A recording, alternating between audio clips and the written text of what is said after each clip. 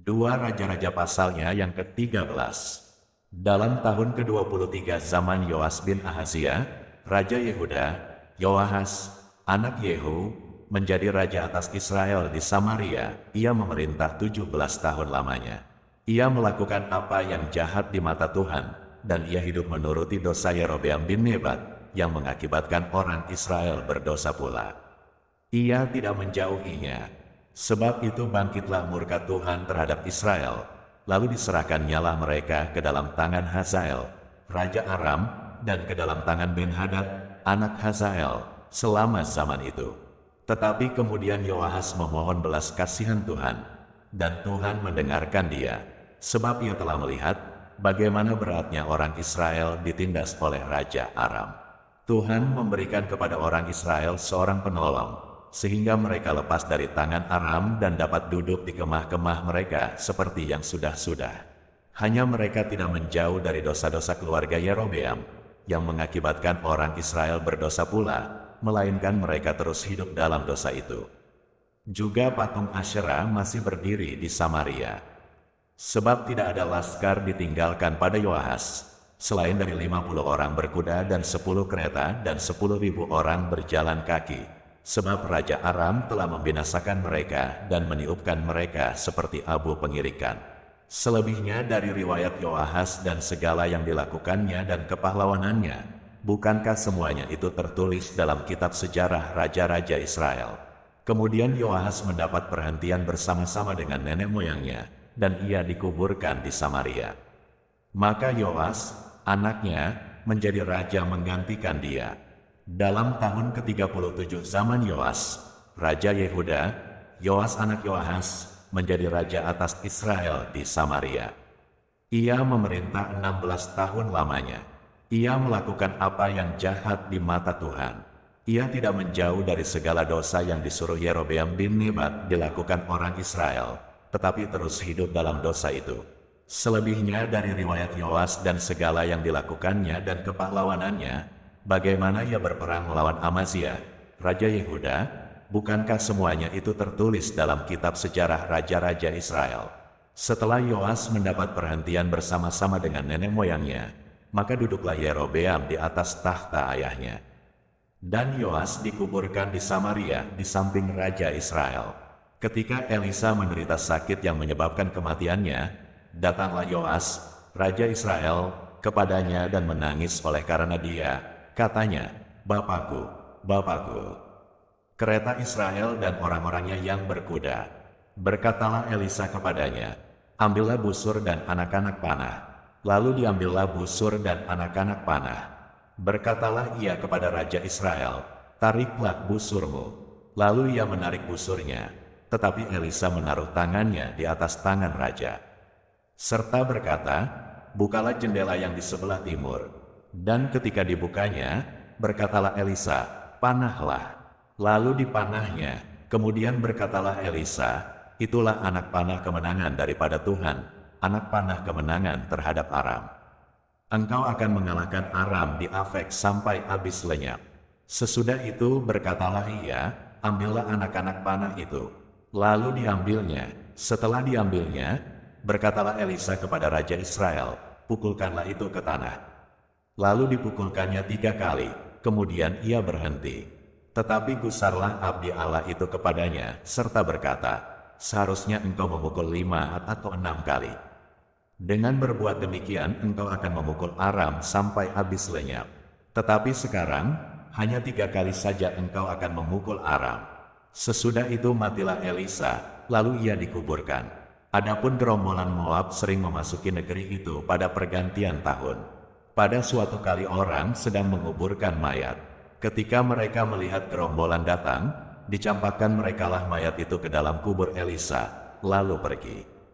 Dan demi mayat itu kena kepada tulang-tulang Elisa, maka hiduplah ia kembali dan bangun berdiri. Hazael, Raja Aram, menindas orang Israel sepanjang umur Yoahas. Tetapi Tuhan mengasihani serta menyayangi mereka, dan ia berpaling kepada mereka oleh karena perjanjiannya dengan Abraham, Ishak dan Yakub. Jadi ia tidak mau memusnahkan mereka dan belum membuang mereka pada waktu itu dari hadapannya. Kemudian matilah Hazael, raja Aram, maka Ben-Hadad, anaknya, menjadi raja menggantikan dia. Yoas bin Yoahas merebut kembali dari tangan Ben-Hadad bin Hazael kota-kota yang dalam peperangan direbut Ben-Hadad dari tangan Yoahas, ayah Yoas. 3 kali Yoas mengalahkan dia dan mendapat kembali kota-kota Israel.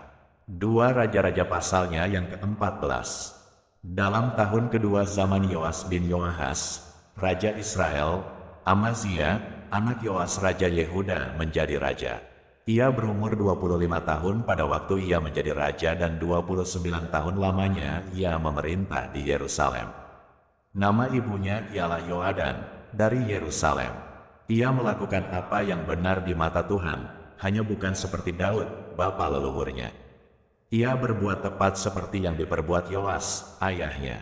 Namun demikian, bukit-bukit pengorbanan tidaklah dijauhkan. Bangsa itu masih mempersembahkan dan membakar korban di bukit-bukit itu.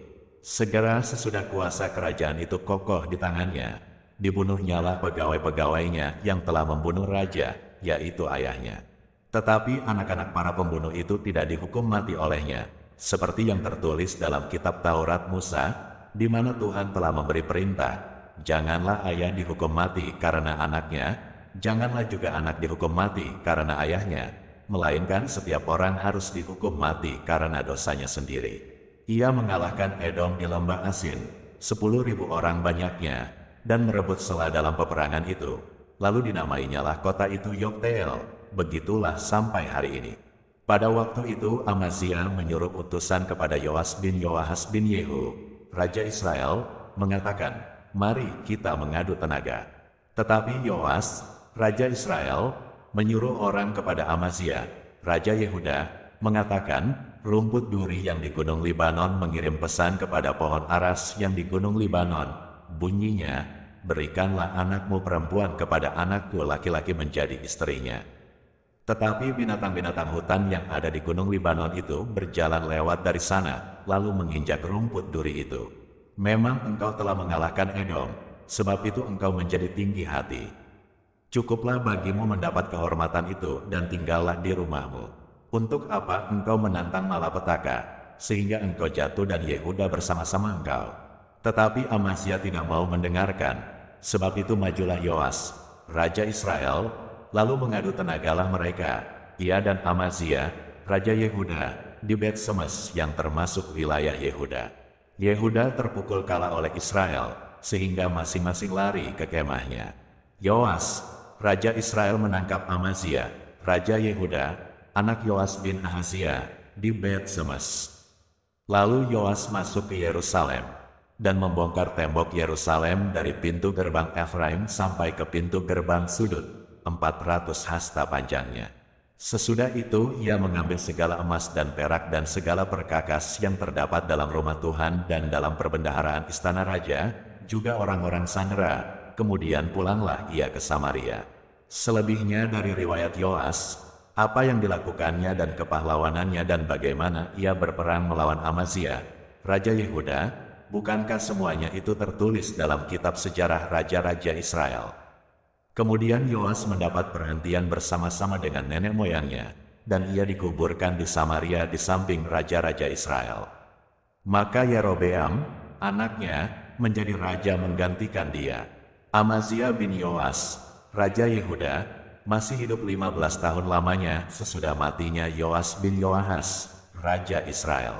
Selebihnya dari riwayat Amazia, bukankah semuanya itu tertulis dalam kitab sejarah Raja-Raja Yehuda? Di Yerusalem orang mengadakan persepakatan melawan dia, sebab itu larilah ia ke Lakis. Tetapi mereka menyuruh mengejar dia ke Lakis, lalu dibunuhlah dia di sana. Diangkutlah dia dengan kuda, lalu dikuburkan di Yerusalem di samping nenek moyangnya di kota Daud. Segenap bangsa Yehuda mengambil Azaria, yang masih berumur 16 tahun dan mengangkat dia menjadi raja menggantikan ayahnya, Amazia. Ia memperkuat Elat dan mengembalikannya kepada Yehuda, sesudah raja mendapat perhentian bersama-sama dengan nenek moyangnya. Dalam tahun ke-15 zaman Amazia bin Yoas, Raja Yehuda, Yerobeam, anak Yoas, Raja Israel, menjadi raja di Samaria. Ia memerintah 41 tahun lamanya. Ia melakukan apa yang jahat di mata Tuhan. Ia tidak menjauh dari segala dosa Yerobeam bin Nebat yang mengakibatkan orang Israel berdosa pula. Ia mengembalikan daerah Israel dari jalan masuk ke Hamat sampai ke Laut Araba sesuai dengan firman Tuhan, Allah Israel, yang telah diucapkannya dengan perantaraan hambanya, Nabi Yunus bin Amitai dari Gad-Hefer. Sebab Tuhan telah melihat betapa pahitnya kesengsaraan orang Israel itu, sudah habis lenyap baik yang tinggi maupun yang rendah kedudukannya, dan tidak ada penolong bagi orang Israel. Tetapi Tuhan tidak mengatakan bahwa Ia akan menghapuskan nama Israel dari kolong langit, jadi Ia menolong mereka dengan perantaraan Yerobeam bin Yoas. Selebihnya dari riwayat Yerobeam dan segala yang dilakukannya dan kepahlawanannya, bagaimana ia berperang, dan bagaimana ia mengembalikan Damsyik dan Hamat Yehuda ke dalam Israel, bukankah semuanya itu tertulis dalam kitab sejarah raja-raja Israel? Kemudian Yerobeam mendapat perhentian bersama-sama dengan nenek moyangnya, raja-raja Israel. Maka Zaharia, anaknya, menjadi raja menggantikan dia. 2 Raja-Raja pasalnya yang ke-15. Dalam tahun ke-27 zaman Yerobeam, Raja Israel, Azaria, anak Amazia Raja Yehuda menjadi raja. Ia berumur 16 tahun pada waktu ia menjadi raja dan 52 tahun lamanya ia memerintah di Yerusalem. Nama ibunya ialah Yekholia dari Yerusalem. Ia melakukan apa yang benar di mata Tuhan, tepat seperti yang dilakukan Amazia, ayahnya. Namun demikian, bukit-bukit pengorbanan tidaklah dijauhkan. Bangsa itu masih mempersembahkan dan membakar korban di bukit-bukit itu. Maka Tuhan menimpakan tulah kepada raja, sehingga ia sakit kusta sampai hari kematiannya, dan tinggal dalam sebuah rumah pengasingan. Dan Yotam, anak raja, mengepalai istana dan menjalankan pemerintahan atas rakyat negeri itu. Selebihnya dari riwayat Azaria, dan segala yang dilakukannya, bukankah semuanya itu tertulis dalam kitab sejarah raja-raja Yehuda? Kemudian Azaria mendapat perhentian bersama-sama dengan nenek moyangnya, dan ia dikuburkan di samping nenek moyangnya di kota Daud. Maka Yotam, anaknya, menjadi raja menggantikan dia. Dalam tahun ke-38 zaman Azaria, Raja Yehuda, Zaharia, anak Yerobeam, menjadi raja atas Israel di Samaria. Ia memerintah 6 bulan lamanya. Ia melakukan apa yang jahat di mata Tuhan seperti yang telah dilakukan oleh nenek moyangnya. Ia tidak menjauh dari dosa-dosa Yerobeam bin Nebat yang mengakibatkan orang Israel berdosa pula. Salum bin Yabesh mengikat persepakatan melawan dia, membunuh dia di Gibleam, kemudian menjadi raja menggantikan dia. Selebihnya dari riwayat Zaharia, sesungguhnya semuanya itu tertulis dalam kitab sejarah raja-raja Israel. Bukankah begini firman Tuhan yang diucapkannya kepada Yehu, anak-anakmu sampai kepada keturunan yang keempat akan duduk di atas tahta Israel. Dan terjadilah demikian. Salum bin Yabesh menjadi raja dalam tahun yang ke-39 zaman Uzza, Raja Yehuda. Ia memerintah sebulan lamanya di Samaria. Sesudah itu majulah Menahem bin Gadi dari Tirza, lalu sampai ke Samaria. Ia membunuh Salum bin Yabesh di Samaria, kemudian menjadi raja menggantikan dia. Selebihnya dari riwayat Salum dan persepakatan yang diadakannya, sesungguhnya semuanya itu tertulis dalam kitab sejarah raja-raja Israel. Pada waktu itu, dengan mulai dari Tirza, Menahem memusnahkan Tifsah dan semua orang yang ada di dalamnya serta daerahnya, sebab orang tidak membuka pintu kota baginya. Maka dimusnahkannyalah kota itu dan dibelahnya semua perempuannya yang mengandung. Dalam tahun ke-39 zaman Azaria, Raja Yehuda, Menahem bin Gadi menjadi raja atas Israel. Ia memerintah 10 tahun lamanya di Samaria. Ia melakukan apa yang jahat di mata Tuhan. Sepanjang umurnya ia tidak menjauh dari dosa-dosa Yerobeam bin Nebat, yang mengakibatkan orang Israel berdosa pula. Pul, Raja Asyur, datang menyerang negeri itu. Lalu Menahem memberi 1000 talenta perak kepada Pul, supaya dibantunya dia mengokohkan kerajaan itu di tangannya.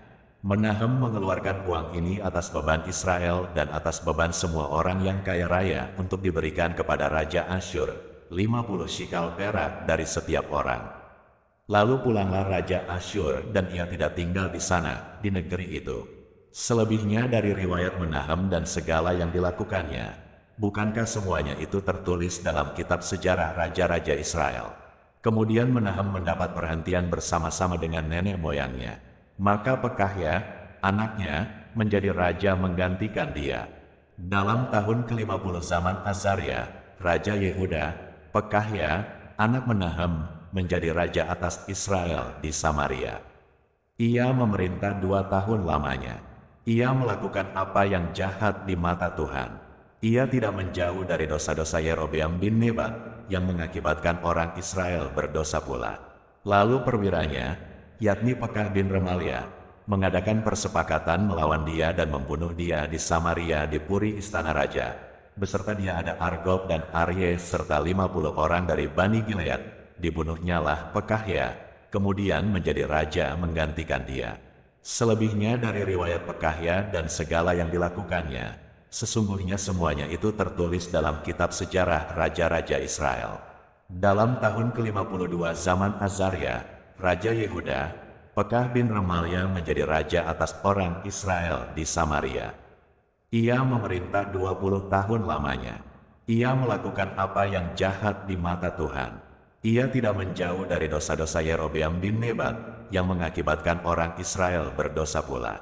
Dalam zaman Pekah, Raja Israel, datanglah Tiglat-Pileser, Raja Asyur, direbutnyalah Iyon, Abel Bet-Maaka, Yanoah, Kedes dan Hazor, Gilead dan Galilea, seluruh tanah Naftali, lalu diangkutnyalah penduduknya ke Asyur ke dalam pembuangan. Hosea bin Ela mengadakan persepakatan melawan Pekah bin Remalia. Dibunuhnyalah dia, kemudian dia menjadi raja menggantikannya dalam tahun ke-20 zaman Yotam bin Uzza. Selebihnya dari riwayat Pekah dan segala yang dilakukannya, sesungguhnya semuanya itu tertulis dalam kitab sejarah raja-raja Israel. Dalam tahun kedua zaman Pekah bin Remalia, Raja Israel, Yotam, anak Uzza Raja Yehuda menjadi raja. Ia berumur 25 tahun pada waktu ia menjadi raja dan 16 tahun lamanya ia memerintah di Yerusalem. Nama ibunya ialah Yerusa, anak Zadok. Ia melakukan apa yang benar di mata Tuhan, tepat seperti yang dilakukan Uzza, ayahnya. Namun demikian, bukit-bukit pengorbanan tidaklah dijauhkan. Bangsa itu masih mempersembahkan dan membakar korban di bukit-bukit itu. Ia mendirikan pintu gerbang tinggi di rumah Tuhan. Selebihnya dari riwayat Yotam, apa yang dilakukannya, bukankah semuanya itu tertulis dalam kitab sejarah raja-raja Yehuda? Mulai zaman itu Tuhan menyuruh Rezin, Raja Aram, dan Pekah bin Remalia menyerang Yehuda. Kemudian Yotam mendapat perhentian bersama-sama dengan nenek moyangnya, dan ia dikuburkan di samping nenek moyangnya di kota Daud, bapa leluhurnya. Maka Ahaz, anaknya, menjadi raja menggantikan dia.